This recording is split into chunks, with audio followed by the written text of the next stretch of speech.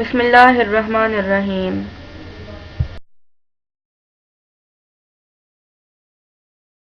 Assalamu alaikum. My name is Ramat Mariam and I'm a student of ComStat's Institute of Information and Technology, Chemical Engineering Batch 10. The topic I'm going to discuss is one of the current affairs topic, which is industrial waste, and then format the topic that will be discussed in depth is water pollution. Industrial pollution. There are many types of pollution. Industrial pollution is the air, water and chemical pollution caused by the industries. There has always been pollution. Industrial pollution began when our country went through the Industrial Revolution. Most all parts of the world are affected in some ways by industrial pollution. Big cities with steel mills, power plants, heating plants or railroad stations feel the direct effects of industrial pollution. The smoke, smell and contamination of food or water are some direct effects. Remote areas of the world are affected indirectly by industrial pollution. The major industrial sectors in Pakistan are textile, metal, dyeing chemicals, pesticides, cement, petrochemical, energy and power, leather, sugar, mining, etc.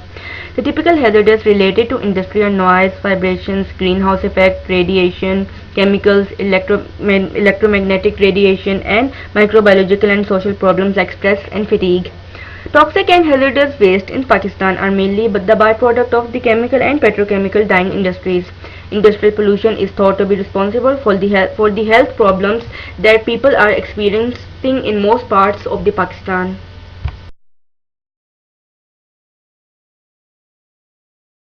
What is water pollution?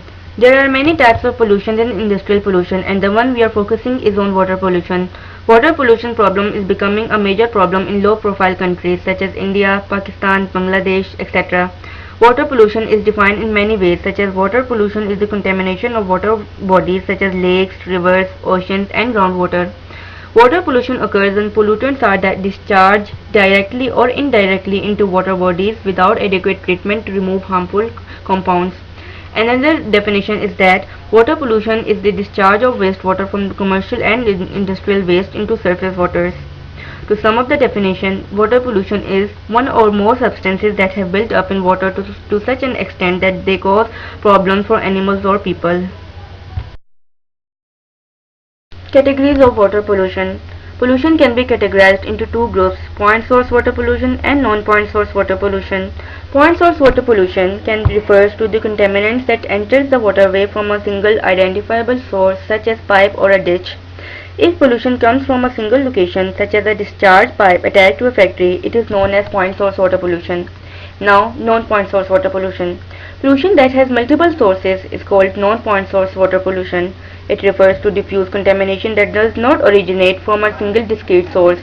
Non-point source water pollution is often the cumulative effect of small amounts of contaminants gathered from a large area such as agricultural field, forest, nutrients runoff and storm water, etc.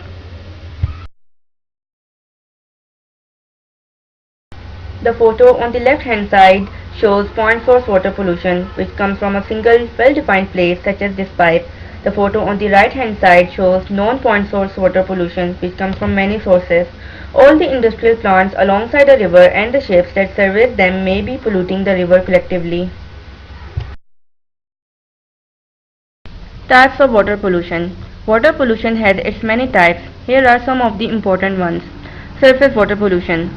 These are the natural water resources of the earth. These are found on the exterior of the earth's crust, oceans, rivers and lakes. Groundwater pollution. Earth's water is found in soil or under rock structures called aquifers. Groundwater pollution is caused by the pesticide contamination from the soil, and this can infect the drinking water, which can lead to huge problems. Microbiological pollution. This is a natural form of water pollution caused by the microorganisms. Most of these microorganisms thrive in water and fish, land animals and humans to become ill. Microorganisms like bacteria, viruses and protozoa cause serious diseases like cholera. In poor countries, there are no facilities to treat polluted water, and hence the health of the people are affected. Oxygen depletion pollution.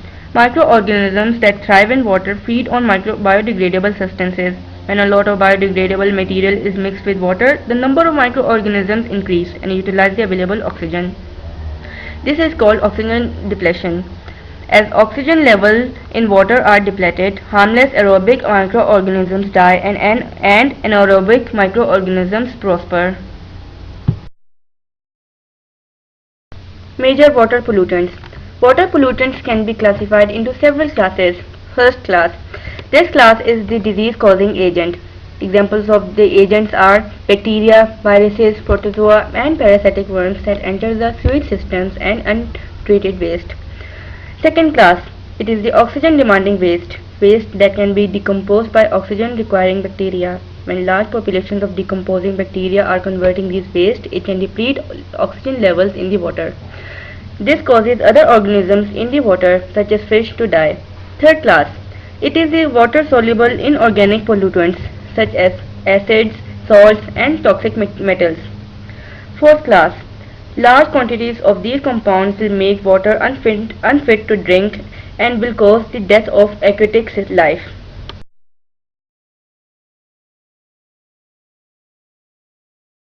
Sources of water pollution.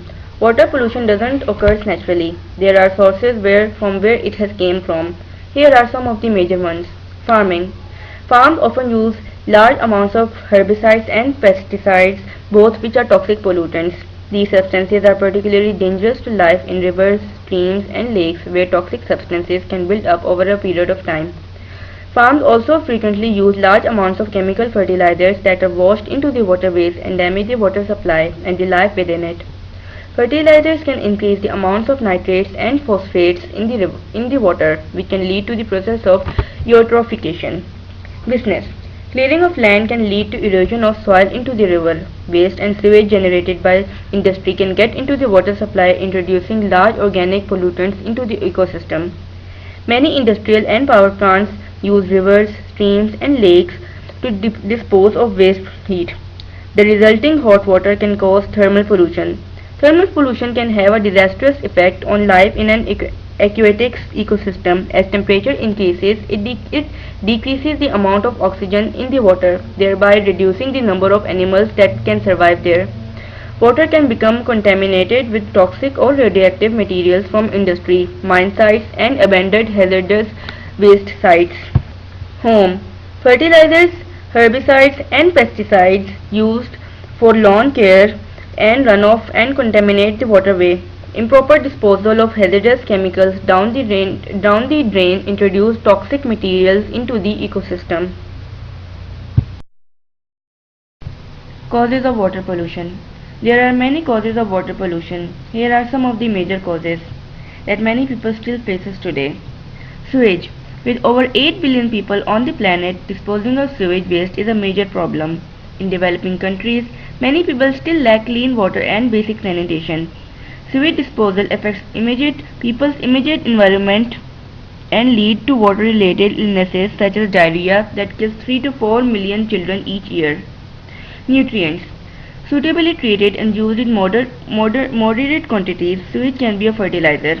It returns important nutrients to the environment such as nitrogen and phosphorus, which plants and animals need for growth.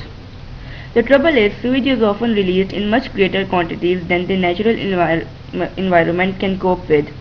Chemical fertilizers used by farmers also add nutrients to the soil, which drains into the river and seas and add to the fertilizing effect of the sewage. Together, sewage and fertilizers can cause a massive increase in growth of algae or all plankton that overwhelms huge areas of oceans, lakes, or rivers. This is known as harmful algal bloom. It is harmful because it removes oxygen from the water that kills other forms of life, leading to what is known as dead zone. Thermal pollution. It is the rise or fall in the temperature of the natural body of water caused by human influence. Thermal pollution, unlike chemical pollution, results in a change in the physical properties of water. A common cause of thermal pollution is the use of water as a coolant by power plants and industrial manufacturers. Elevated water temperature decreases oxygen level and affects the ecosystem composition. Chemical and other contaminants. Contaminants may include inorganic and organic substances.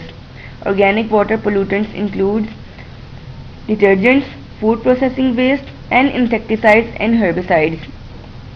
Inorganic water pollutants include ammonia from food processing waste, fertilizers containing nitrates and phosphates, chemical waste as industrial byproducts.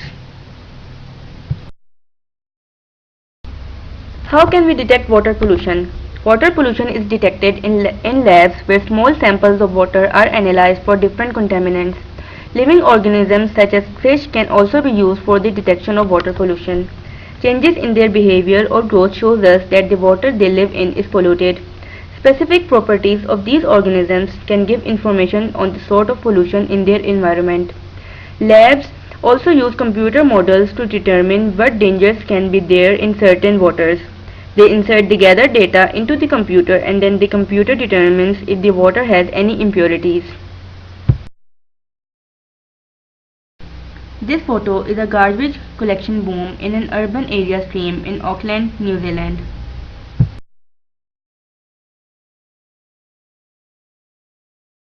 Measurements.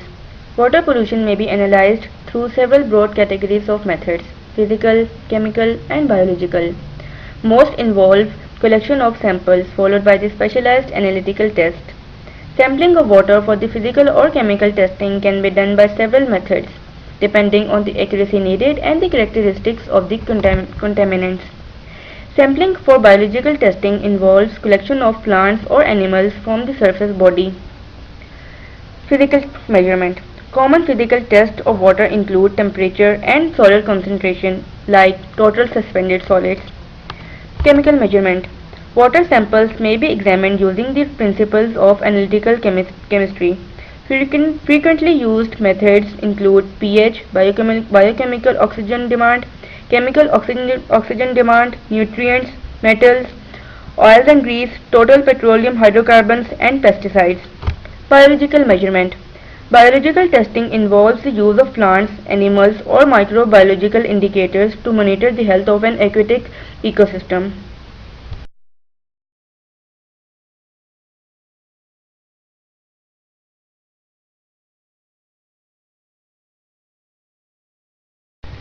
This photo shows environmental scientists preparing for water sampling.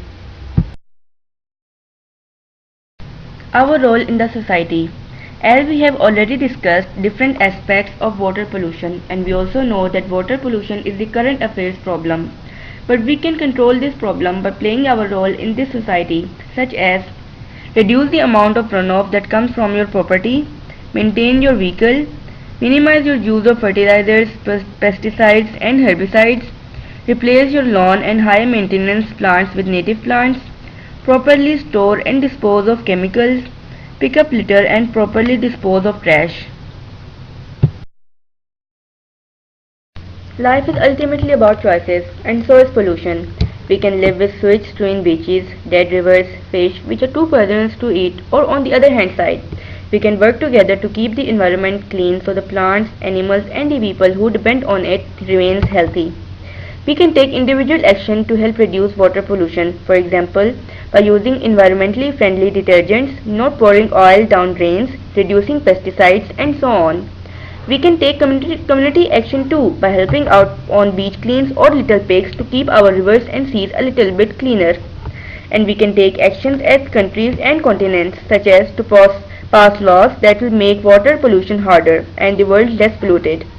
Working together, we can make pollution less of a problem and make the world a better place for living.